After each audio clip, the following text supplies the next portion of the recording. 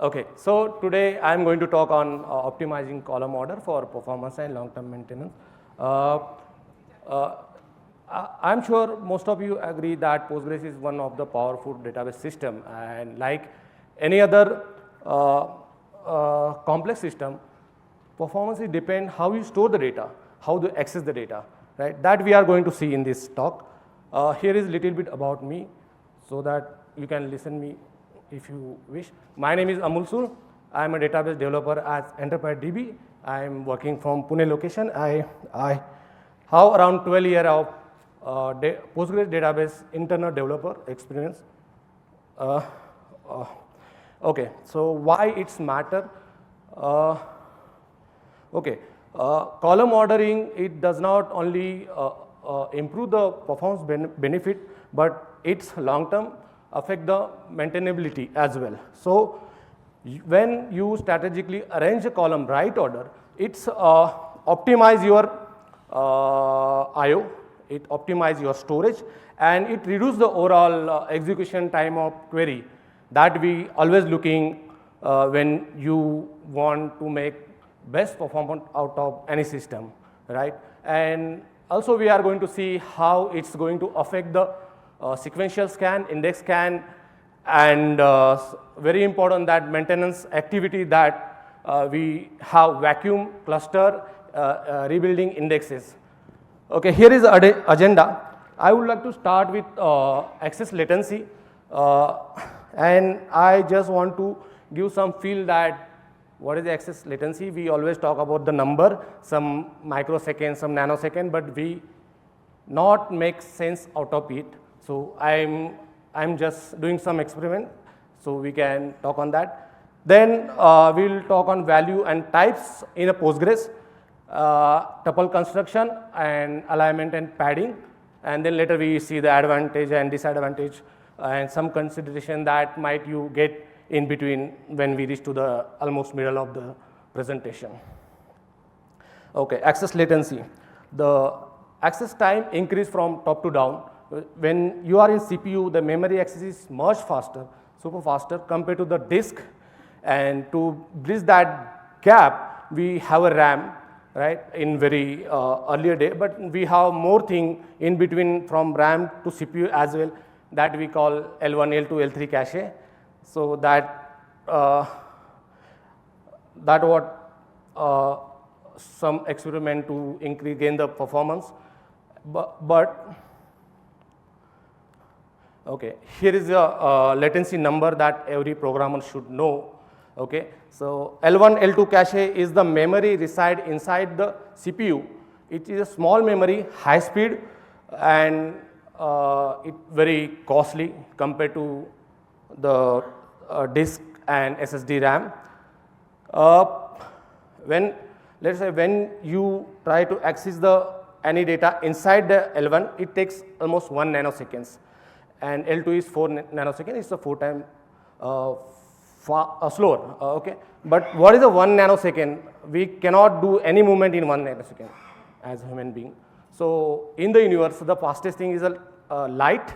So light only travel 30 centimeter in 1 nanosecond. This is smaller than this my screen. So 1 nanosecond is super fast. And when we come to the main memory reference that we refer at RAM, when you referring any data inside the RAM, it takes 100 nanosecond. But when you are going to read 1 MB data sequentially from RAM, it takes 3000 nanosecond. Similarly, from SSD, the random read takes 16,000 nanosecond, and reading 1 MB, it usually take 49 microseconds. And our traditional disk, the much cheaper version, it a bit slower compared to all this thing. This seek means moving head from one point to another point. It had to travel because it is a rotating disk. It takes around 2 million nanosecond, 2 microseconds. That's still faster. And reading 1 MB is less than 1 microsecond. These are the numbers, right? We cannot feel it because one eyelid you close, it takes 100 microseconds. It's still fast. So why we are worry about? So I'm just trying to do the one experiment where let's say we assume that one nanosecond is equal to 1 second, and the 1 second is, we can feel it, right? We stop for seconds and we know that how it is. So I mapped it. 1 nanosecond is equal to 1 second. So L1 I assume it to be 1 second. Then you will be the 4 times slower when you are accessing data from L2. I am talking about the much faster memory space, that around 4 seconds. But when you come to anything inside the RAM, it takes 100 seconds, that 1.5 minutes, right? And reading 1 MB of data, it takes 3000 seconds. And similarly, time goes when you move ahead, that SSD take 13 hours to read sequentially 1 MB data, and 4 hours to just random read. And disk seek and disk reading 1 MB, it takes around more than 32 days. That's too much. Whether you are a Postgres hacker, whether you are any application developer who working on data intensive system, then you have to think about this number. Even these are too faster, but we think in multiplication, right? If you are saving some cycle, you are saving something that's always beneficial. Now come to the main point of this presentation. When I preparing presentation, I realized that simply explaining column order does not really make more sense unless I explain what is the value. So there is a three things I listed on the slide. Those look like some kind of value. Those are resemble to value 4, and it makes sense that we can call it value because these are the things you can insert into database. You retrieve from the database, or you can use any query filter condition to filter out some data. Those are values. But this slide is still not perfect because it does not clearly define what these things are represent, right? In point of database, these are not same. When you come to the SQL level, 2 values, you might see that same, but those are not same because it depends on its data type, and it could process, handle and store differently depending on type assigned to it. Okay, here is a much accurate version. So first is 4 that we casted to pgcatalog.int 4, that usually we refer as integer type. It's a 4-byte integer type, and generally when you create table int, that by default come to the int 4, and it takes a 4 bytes. And then next one is int 8, that takes 8 bytes, and third one is int 2, it takes 2 bytes, that's a smaller one. That, and next section is numeric, that we are representing 4.0, it could be float 8, it could be float 4, and the last are the string FOUR, that could be represented text or varchar, right? But we are going to see more detail of the types. Postgres has 2 broad category of the types. One is fixed length, another is variable length data type. Fixed length that we saw that int 4 means that it takes 4 bytes, not anything else, more or less. It should take 4 bytes, otherwise your data is corrupted, that's definite. And next one is a variable length data type, because we cannot do everything with the fixed length data type. When we say that Postgres can store up to 1 GB string, right? But we cannot allocate always 1 GB because it could be very small string, FOUR. And for that we have variable length handling for especially for text byte varchar. We store little as 0 byte and much bigger, few byte less than 1 GB, that we will see. Okay, that's the length what I am talking about, the variable length and fixed length. If you want to see more about your data type that you are going to use, you have to look into PG_type catalog, and especially type length column, which indicates the length of data type, and it could have positive value or a negative value, right? Positive value are the inner bytes that data type will take on the disk, right? For example, int4 has 4 byte and it will take a 4 byte on the disk, that's sure. And the next, there could be the negative value as well, -1 and -2. -1 is the most common, -2 is very rare. -1 is a varlen array type that we usually Postgres people call variable len data type, and -2 is a kind of C-string representation where you have non-null bytes followed by single null byte, how we represent string in C. But there could be a very corner case in a catalog that you see, but Postgres doesn't use this type to store the data on the disk, and there are no other possibility apart from this. Okay, that's important thing. Come to the tuple construction strategy.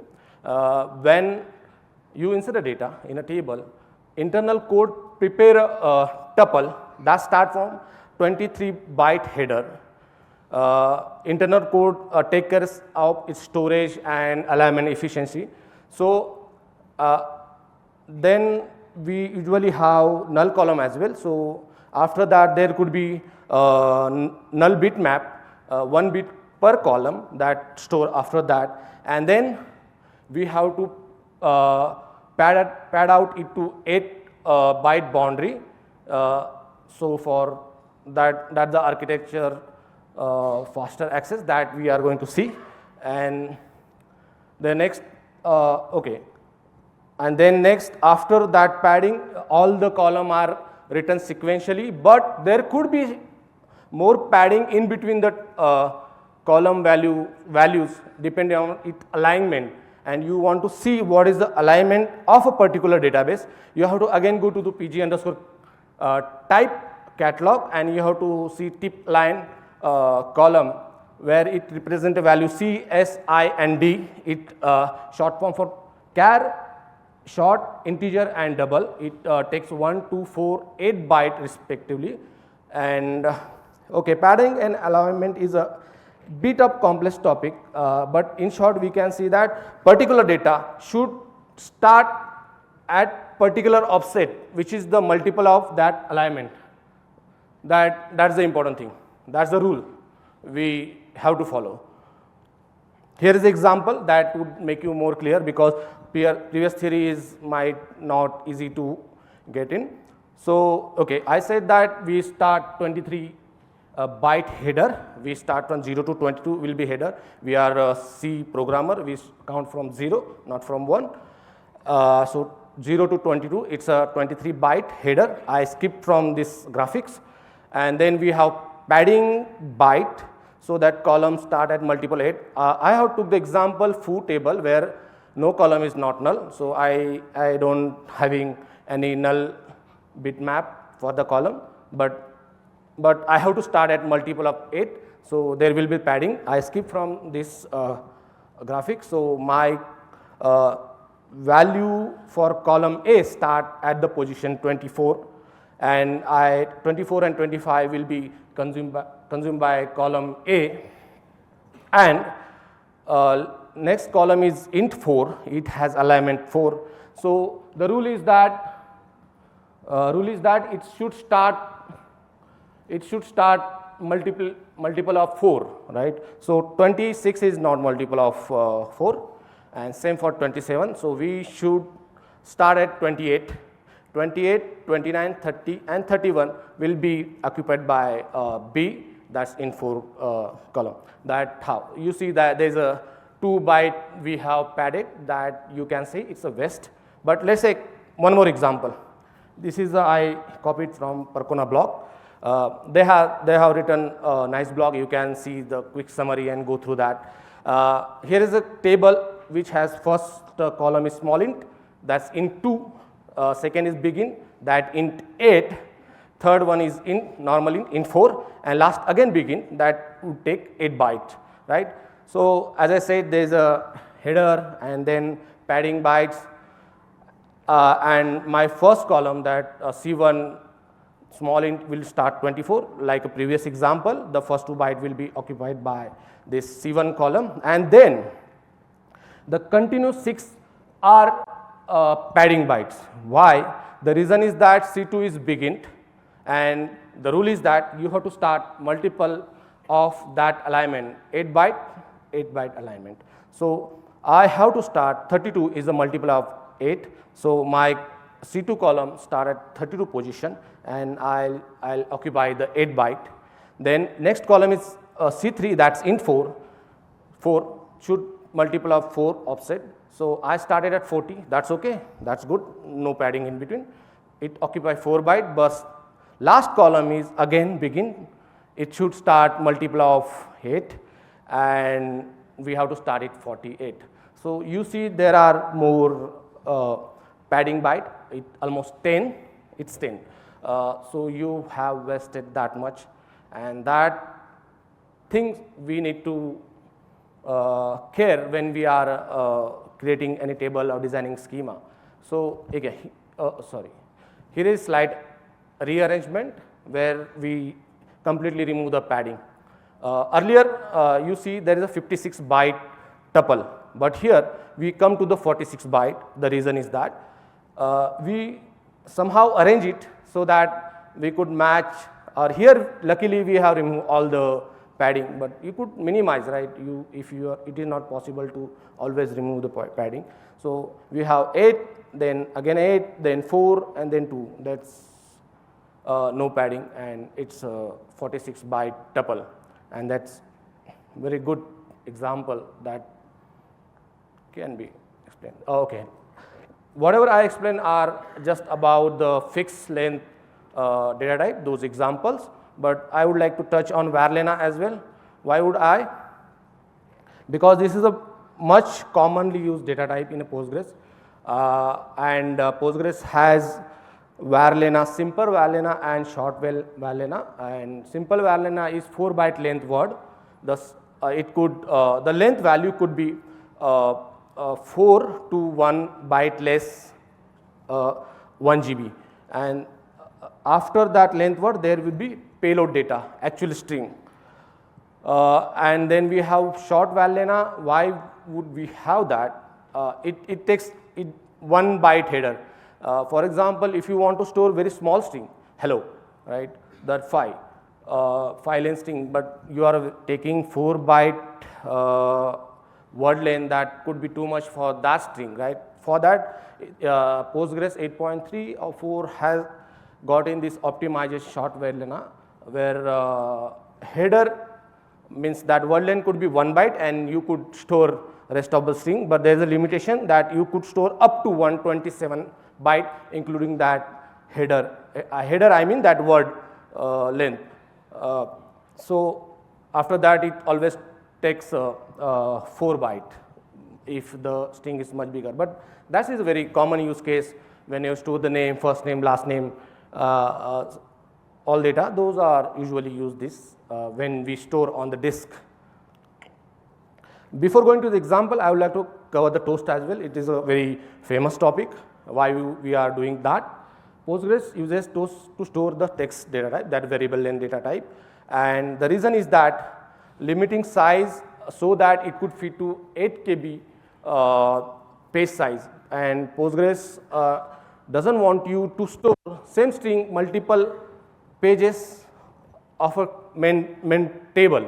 You cannot store a few portion of your string to page 1, page 2, page 3. That not allowed. One tuple should be belong to only one page when it is visible. And for that, what we do, we have a toast. There's another table associated with main table, and it take care the rest of part of your string to store in it. And how we do that? We replace that main varlena to smaller varlena. We repeat that step until you need to, or you reach to the stage where you can store that part in the main table page and rest of in toast table. That's a separate table, and that table also has 8 KB pages. So every pages are 8 KB in Postgres, so we have to chunk it. There could be many chunks for one value. That how we are do the toasting. Okay, let's come to the example. I took another example where how I have column in A2, that's what we using. Then B text, CA text, that both are variable length data. There is no difference. You could store any length string in either of column. And here example I took integer. I am storing 42. I am storing almost 5 byte hello string in column B, and there is a 17 byte string I repeated 1 million times and store in column C. So I would like to guess you what will be the values. I have listed the 3 query. First query is the calculate the value. We are not accessing any table. Second query, we are reading from table and we are counting what would be the storage that value might have taken. And third is again we are doing some operation that I will explain, that is interesting. So important thing that you have to guess what will the value for hello colon text in the 3 query. Is there anybody except the EDB employee, because they might have already seen this presentation in Robert's internal talk. So here is the example. Here is the output. First PG column size for 42 casted to into it shows that it's a 2 byte, but second value for hello text, it's a different value. First query is given 9, second query is 6, and last query again 9. Okay, that's interesting. Why we are doing that? Because when we are processing data in memory, because first query is just in memory, there is nothing storage involved. So whenever any string that handle in a processing, it always use a 4 byte word length, not 1 byte. But when storage, we optimize the storage and we just use a 1 byte word length and then followed the actual string. So therefore, the 6 value in the second query is due to the we have stored only 6 byte on the disk for that value. That's the optimization that we had for we calling short var lena. And the last again in 9, why? And okay, let's come to third column. The first query is something 17 million and 4 byte. Second query gives the much smaller value, that's 194620, and third again the exactly same value that we have in the first query. So why it's happening? Because the important see the second query happen toasting, and toasting come with compression as well. That's a by default behavior.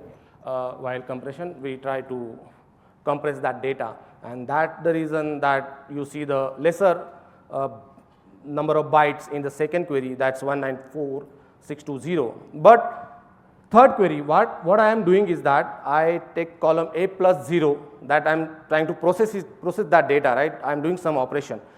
A plus 0, that 4 plus 0 is 42 plus 0 is 42, its size is 4 byte. Why? Again, while processing, the integer is in 4, not in 2 or int 8. It could be int 8, but it depends what is the value. And second, where B, then I have concatenated empty string, the hello and then empty, but we read it from table in a memory. It will be the 6 initially, but when you need to concate, then that 6 byte string with word length need to be make it normal to do the further operation. That first it converted to 4 byte word length and then it concatenated. That's why you seeing that 9, and I am concatenating empty string, so there is no extra byte is added to that string. And last one, again similar way, we have read all the toasted data, decompress it and try to concate. That's the empty string, nothing going to happen, and but you are see the actual value, those value in memory. So that's example I would like to see. Let's come to the how the in a storage. Again I am going to start on 24th position, the first column. 24 and 25th are my first into column value. Luckily, I have started at 26 for short text, but in the first slide, I said that text by default take 4 byte alignment, but that's applicable for simple varlena, not for short varlena. Short varlena start immediately because one is always eligible for multiple of anything. So it start at 26. I have marked it red. That's word length 1 byte, and actually the 27 to 31 is hello string is stored there. And then we come to the header and toast pointer where we store. Actually, this is not actual data. When we store in main table tuple, this has some information so that you could locate your actual payload data that stored somewhere else out of the line table, and those information is stored. I haven't gone much detail into this, but when I sharing slide, I might share that slide as well because that slide is skipped. I don't want to stretch it too much. But if anybody interested, I might be sharing that slide with detail. So that what Valena store, simple and okay. Optimization. First, look at the fourth point. That's the configuration. That's a very important where you can alter the behavior per table, how your Valena data should be stored. First is storage plane. Let's say your value is very small and it could fit into the condition is 2 KB by default, and it is 2 KB. Then why do you want to compress it? And then while reading it, decompress it. If you could get something out of it, then you should try that the store plane. Fixed site data type by default store plane, but you could try for text as well by altering table or setting toast underscore tuple underscore target on relation level. Then next it is storage external. Storage external, it does the toasting, but the data stored on external that won't be compressed, right? If by some reason you don't want to spend extra CPU cycle to decompress that data, then you could opt that option. And the third one is by default Postgres doing that we have seen in the last example where the 17 million string are compressed to very 19,000 byte that use on the disk. The another optimization is the placement. It is very important where your text variable length data comes in ordering of the column. So why we are doing, if you keep your variable length at the end and fixed length data type at the first, that improve the storage where we might waste very less byte on padding, because you see that I said that there would be 4 byte alignment needed for Varlena as well, but you don't know the string I am going to store is always less than 126 byte or not, right? If it's more than 126 byte, then it will by default go for 4 byte alignment and it will start multiple of 4. You could there's some padding byte. Then optimizes toast uses and minimize the data read obvious. When we keep it last, when we read the tuple from main page, we don't really need that data. Whenever you don't need that data, so you are not going to access that toast value and compare the do all the untoasting operation, and overall that improve the indexing. If your index is on some kind of fixed type data, then you don't have to care about the variable length data that store outside the table. Okay, alignment and padding. The main question why we are doing that, right? It is not Postgres thing. It is a fundamental concept in low level programming, particularly in C and C++, and Postgres is written in C, and that's why we are following that. And alignment is arrange data in memory at address that multiple of I told that alignment we specify for a particular data type, right? So usually it's when you say into, it usually have 2 byte alignment, in 4 is 4, in 8 is 8. And Postgres by default use 8 byte alignment for some structure, but there would be alignment per type as well. So keep it in mind. Why we do alignment? Postgres is performance sensitive system that handle the large amount of structured data, right? Proper memory alignment ensures that efficient CPU access due to structural share buffer and tuple access. This reduce cache misses as well, because you could hold more data in exactly same amount of storage space, right? Due to, since we have optimized the storage. Then there is a avoidance of penalty that usually happen on ARM architecture. Earlier there we need to handle the exception, but currently it internally handles that, but there will be still penalty. And last is optimization of stuck layout, that we saw that we are saving some bytes to storing exactly same amount of data.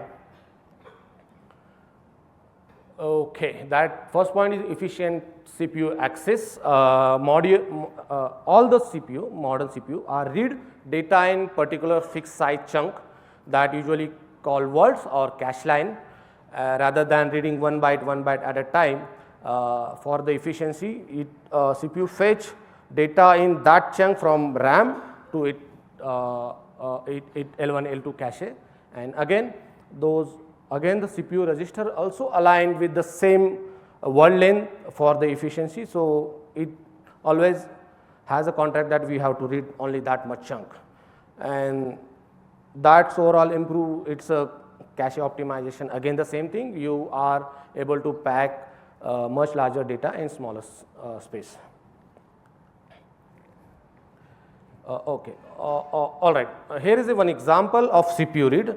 I have stored 2 integer value on a disk, but there are unaligned into that start.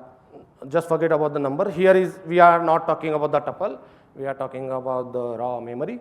0 and 0 1 is into value store, and from 2 I have stored in 8 value, but I want to read that second column.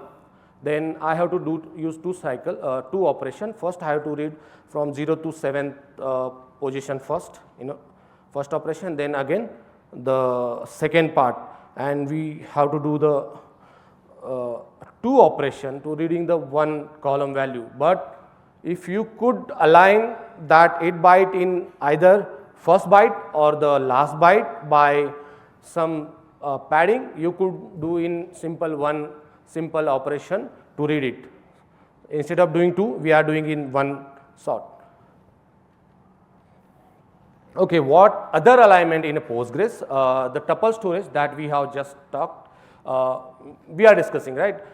Tuple and index structure. There will be alignment in the memory pages to avoid the performance penalty in a share buffer. Then wall login also has alignment for efficiency access. Just we saw that all CPU need aligned data, and the dynamic share memory allocation also need to follow that constraint of alignment. Okay. Advantage of column order optimization. I said that when we reach to the middle of presentation, you might implicitly got the what it will be. The first is optimization storage, and second is the reduce IO. Here is the example that we took second, that I said that copy from Prakona blog.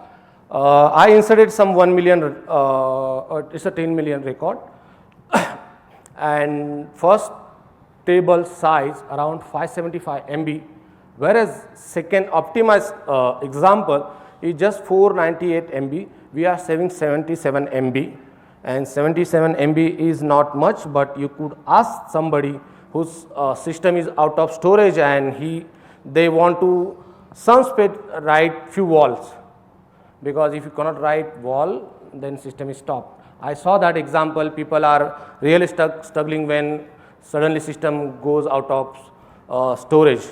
That we have to think it, right? Even if not too big. Second is reduce IO. when you have optimized storage, definitely you are going to read much smaller data, and that improve the sequential scan. You could read much faster that whole table data. And second, faster maintenance activity. That's important, that vacuum cluster that we usually will be in hurry that we have to finish vacuum much faster. But when you optimize table, that would by default you get that benefit whenever you come to the wraparound condition on any situation where you have to vacuum table right away. And similarly, clustering, that's a part of regular maintenance activity where you have to maintain the performance of the database. And then index optimization.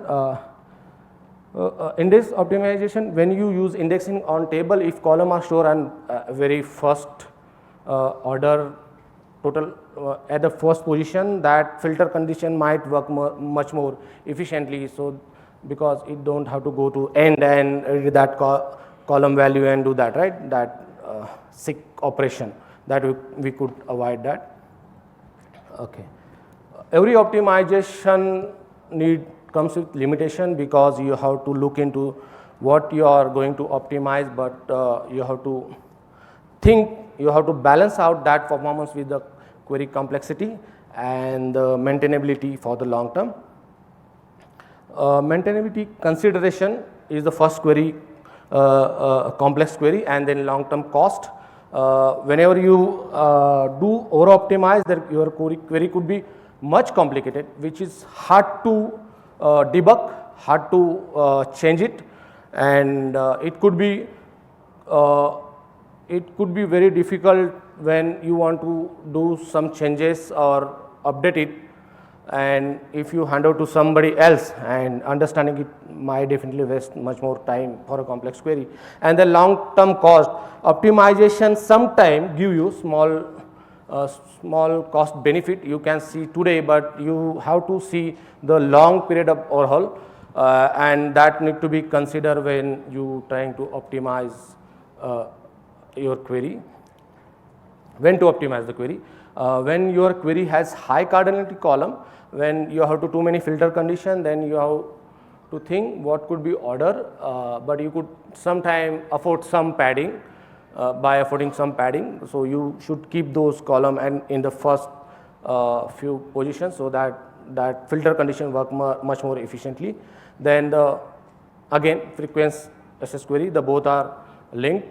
You try to be frequently SS query column much before than the less frequently access column, and then fixed width column which optimize the storage that we saw. How could you reduce the padding? Okay, the consideration need to be modern hardware. You don't have to think too much, because the hardware is going to be much more faster. Every system now come with the SSD, not rotating disk, and then memory capacity has been increased in CPU as well as RAM. So that might be some consideration you need to think. And that's all I have. And the key takeaway is that you have to think and then do the analysis your regular requirement. Thank you.